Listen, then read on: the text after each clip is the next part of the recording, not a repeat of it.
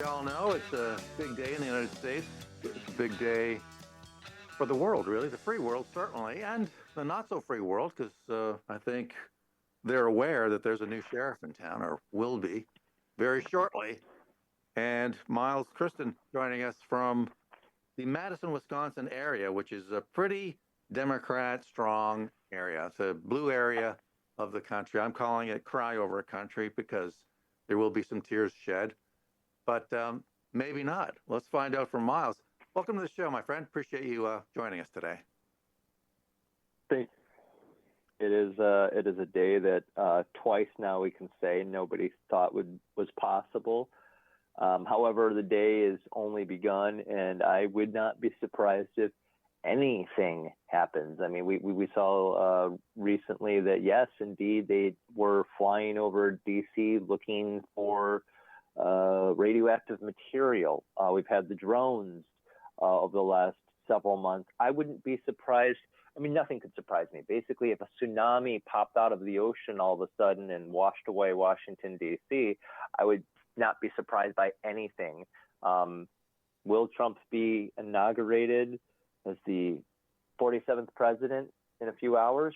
Probably, but at the same time, I wouldn't be surprised if something disrupts this event. Like a truck bomb, God forbid.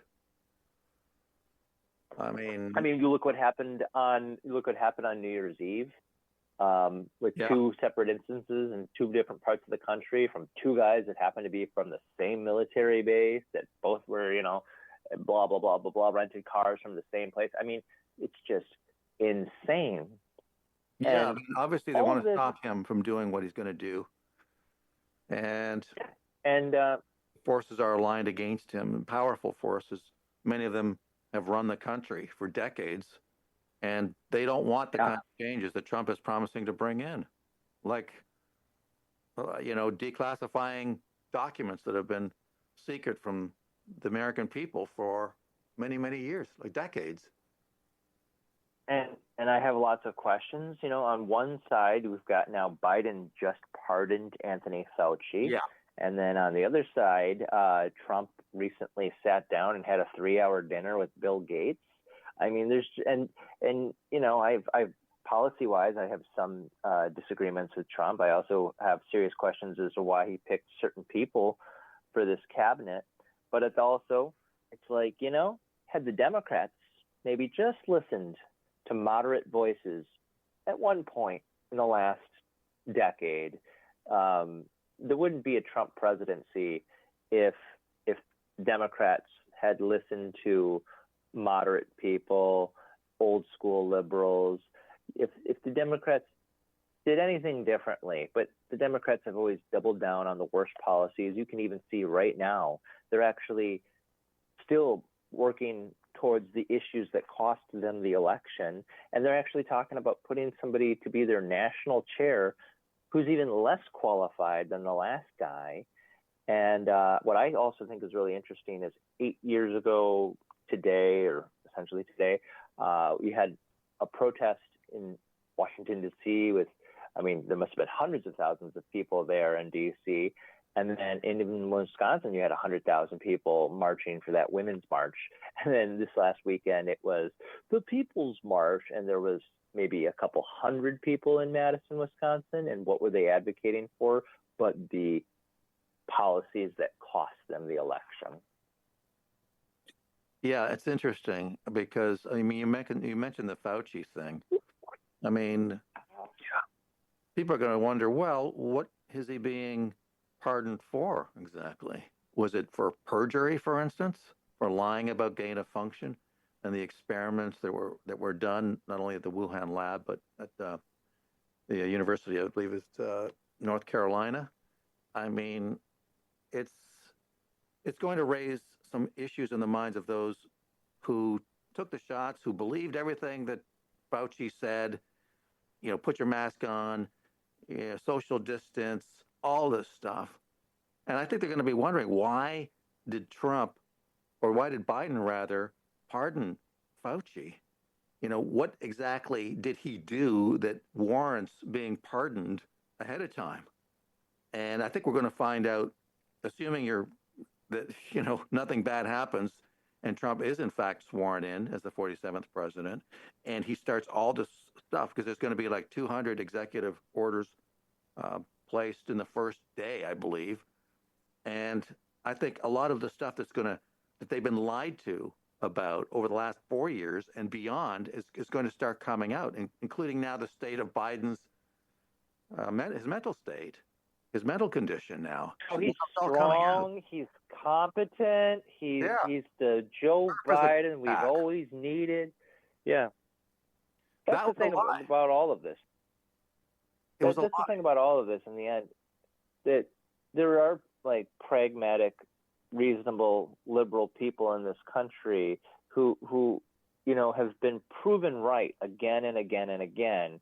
But every time they say, hey, Biden shouldn't be the candidate, Biden shouldn't be running for re-election, they always are dismissed and ignored, and then time proves them right again and again and again. And that's the thing, is the establishment of Democrats, it's both hard left socialist type and pro-war neocons. That's the Democratic Party now. There's no like moderates, there's no progressives. It's just like Silicon Valley, military industrial complex, pro-war neocons, and then these hardcore socialists. That is the entirety of the Democratic Party.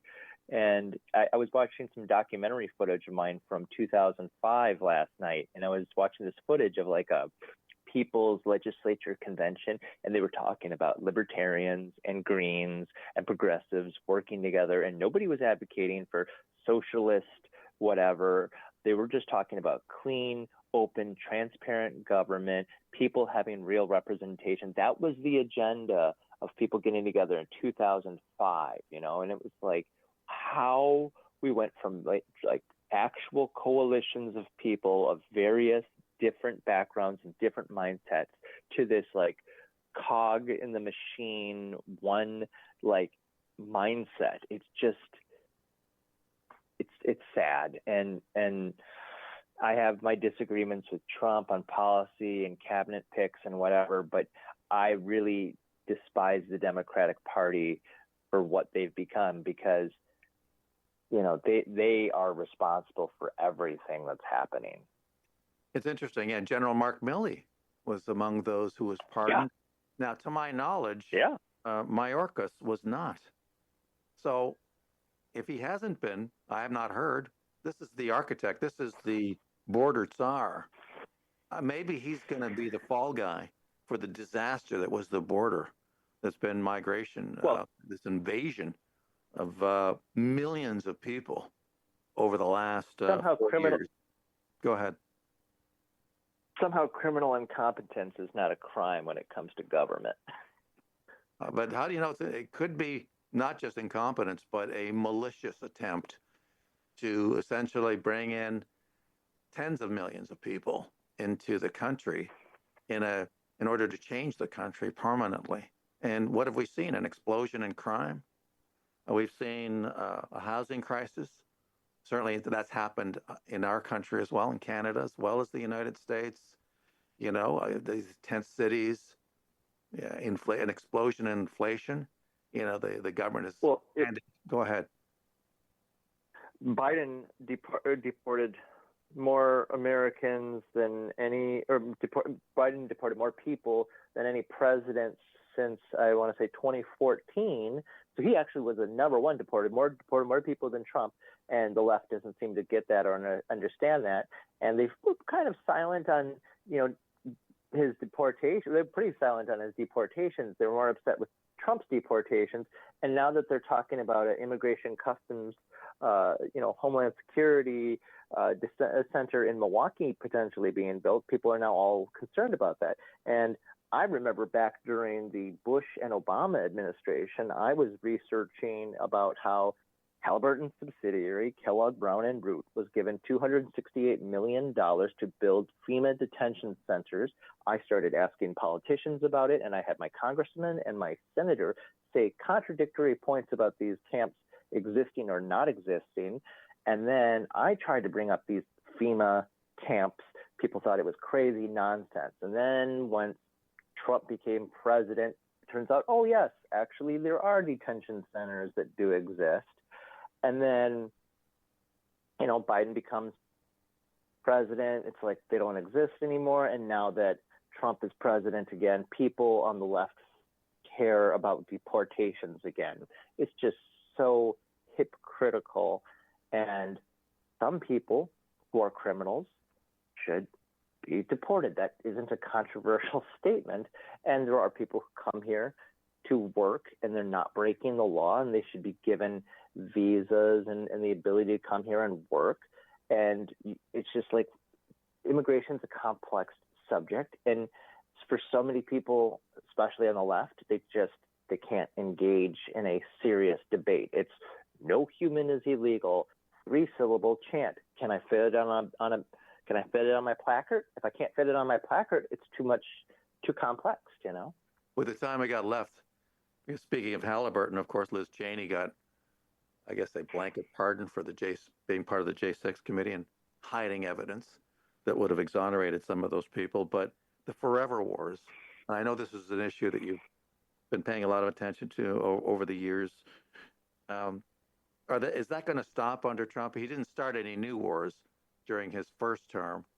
I mean, is Ukraine going to stop? Are you going to end? Now, of course, we've got a ceasefire in the Middle East. What's your sense of that issue?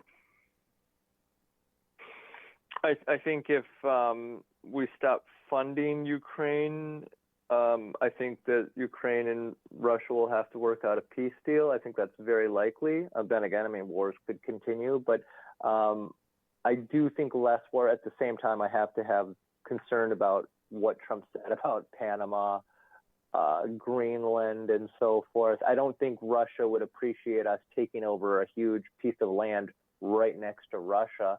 That seems potentially dangerous. I understand why they would maybe want Greenland for resources and everything, but I think there'll be less military conflict than we probably would have seen under Miss Harris.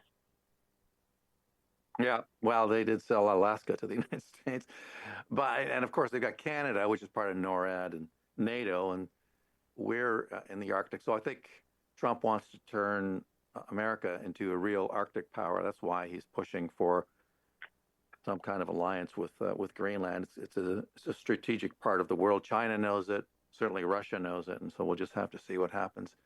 Anyway, thank you so much for this. I really do appreciate it, Miles. Thank you for having me. Miles Christen coming to us from the great state of Wisconsin, where a lot of people are going to be tuned in to the swearing in of the 47th president, assuming it all goes off without a hitch.